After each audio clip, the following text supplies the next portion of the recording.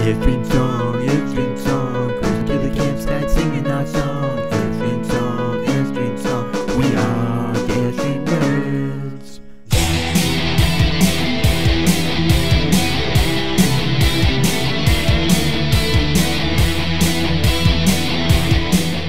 So I know a lot of people have Sonos or want to get Sonos, but one thing that I haven't been able to find online is some sort of demo for how the actual Sonos app works. I can tell you from experience that the Sonos hardware is awesome. It works very well. It does exactly what you want to do, whether it's your music library, whether it's old CD player, what have you. But the actual control of Sonos is what makes Sonos such a great product. When you first open Sonos, it comes up to wherever you last were. So in this case, we're in my office. And I was playing Pandora, and this is what's going on. But as you notice, if I was to pick a different, let's say we'll, just for kicks and grin, we'll go to Sirius XM, we'll pick a pop station, we'll pick whatever, we'll go over what I just did. But if you notice, it changes here on the cell phone, and it also changes on the computer, all in real time. So if you're running around the house and your wife, your husband, your daughter, your son, your grandma, grandpa, aunts and uncles, cousins, whatever, friends, they're connected to your Sonos system, it changes on all the apps all at once. So as I stop this, it stops here and it stops up here. As I pick something different, let's go back to Pandora. We'll shuffle play Pandora. As you see, it changes the Pandora here, it changes the Pandora up here. So you don't have to worry about if you change something here, it's not going to change on someone else's phone or iPad or desktop somewhere else in the house. That's one of the good things about it, is it's all fluid, so you don't have to try to figure out where this person is, on theirs, whether you're going to mess, everything is in sync. Like I said, you come up, you've got basically three main views, and if you look up here on the computer, these are your three main views. You have the actual room or a group or what have you that's playing. You have the sources that you have available to play, and you have the list of all the rooms or all the groups that you can use at once. Same thing on the iPad here. Here's our list of rooms, which correspond to the left screen on the computer. If you hit the arrow over here, this is your list of options as far as what you can listen to, and what's playing is essentially down here. So if I was to hit that, it goes back to what's playing. Same thing with the iPhone, whether you have it on the iPhone or the iPad, it's the same. You know, you hit the arrow at the top for the rooms, you pick the room that you're in, you hit the arrow over to the side like over there, and it gives you your list of what's playing. It's pretty simple, really easy, really intuitive. One of the cool things about this is you can be playing music in one room. Let's turn it down a little bit here, and say you have a function, you want to have my whole upstairs. So you hit the group button, and let's make a group of rooms. We'll get mine and my wife's office. We'll add the guest room to it. We'll add the master bath and the master bedroom, and then we'll hit done. Now what that'll do is it'll take and group all those rooms together in one group. It's made the same group over here. It's made the same group on here. You can see on the iPhone where we're not in that same screen, it shows +4, which means it's also a group. You select the group, and nothing has really changed. What's changed is the other rooms are now on playing the same music that we played. Now, how do I know that? If you tap, at this point, if you tap the touch button, you have the group volume, which incrementally moves everything up, but we can also lower or raise the volumes individually. That's in another room across the hall. That's in the room next door. That's our master bathroom and our master bedroom. And you can set them, or we can raise them all up incrementally based on where we've set the volume previously. It's real nice for dinner parties where maybe outside on the deck you want the music a little bit louder, but in the dining room or the kitchen you want it down because that's where people are talking. With your musical options, you have, I mean, on our system at the house here, I have just about everything. You have Amazon, you have Google Play, I have iHeartRadio, Pandora, have the Sirius XM. The one thing that I don't have in my house is line-in. Line-in is where you would put something onto the individual amps, such as a CD player or your cable TV tuner or something like that. And that allows you to select a turntable if you have a preamp.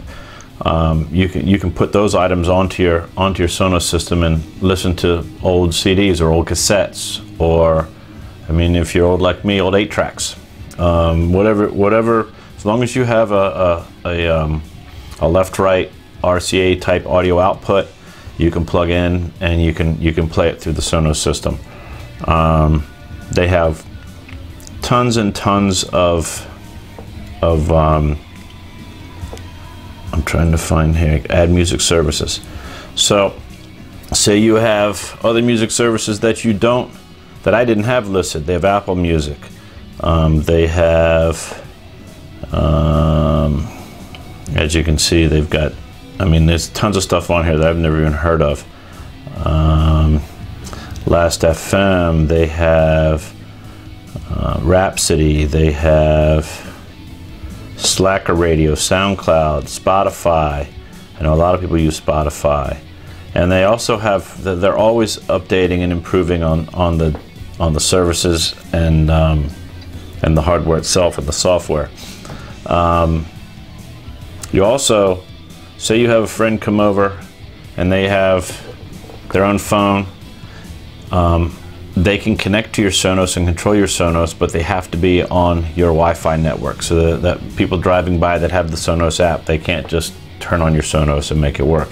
But one of the cool features is, particularly, I have a lot of music stored on my phone, so I can select on this iPhone whatever songs I want to play and select the song and start playing. And as you see, if you look over here on the computer, again, everything syncs up all at once. So you don't have to worry about not knowing what's going on. So this song is stored on my iPhone. Now it won't work with music that's on your cloud. So if it's stored on your iCloud, Sonos won't recognize it. But if it's on your physically stored through iTunes, transferred onto your iPhone or your iPad or what have you, it'll play. Also, if you have, like I do, a bunch of CDs, you can store them on your let's go back to larger screen here. You can store them on your network and access your stored music, just like on the iPad you have your music library. Now I have my music library on a network accessible storage device. So if you go into the albums, I have tons and tons of CDs. Now the art will populate. So this guy just takes a few minutes for the artwork to actually populate when it's the networked devices. But say here's Adele's 19 album. We bought the CD a while back. I ripped it through iTunes, and I can pick any of these songs or the whole album, and I'll replace the queue because I always have a bunch of songs in the queue, and then it'll play those. But now I'm playing, I'm playing the Adele song, the whole album. You can select You can crossfade the tunes, which essentially means that as one song's fading out, the other song fades in, instead of having that pause at the end. It's good, especially if you have a bunch of people coming over and you want to just play music in the background. That way you don't have pauses in your music. Most of the time for an album, I wouldn't do shuffle play, but you also have access to shuffle play, and you can actually go into the queue, well, down here the high queue, show queue, and then you can do shuffle play, repeat. You can rearrange your songs on your queue, so you can pick random songs, add to the queue, and essentially make playlists on Pandora. I mean on the Sonos as well. If you do go through your iTunes library, which I also have done, and you look for your music library, you'll notice that actually I don't have the playlist anymore because I changed computers, but it will, under the playlist, it'll actually show the playlist that you have set up on your iTunes. It'll show them here. So if you have on your iTunes a playlist, your top 40 or your favorite 20 songs or whatever you call your playlist, it'll show up here, and you can play the same playlist that you could play on your iTunes. So it's really cool, really easy to use setup. There is no off button to Sonos. The easiest way to make sure that all your rooms are off is you open up your lister room, you hit pause all, and now my Sonos system is shut off and I'm ready to go.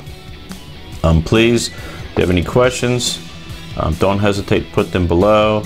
But anybody that's looking for distributed audio throughout their house, you can go on the Sonos website and see all the different pieces of hardware. They have freestanding speakers, they have amps, they have devices you can plug into amps. They've got tons and tons of different hardware. They have subwoofers, they have play bars for your TVs. I pretty much have one of everything they have in my house here. I'm not a dealer for it. I do install audio video for a living. I'm not a Sonos dealer, but I believe very strongly in their product, and I am happy to push their product any chance I can get. This is Jeff from Airstream Nerds. Thank you very much, and we'll talk to you later.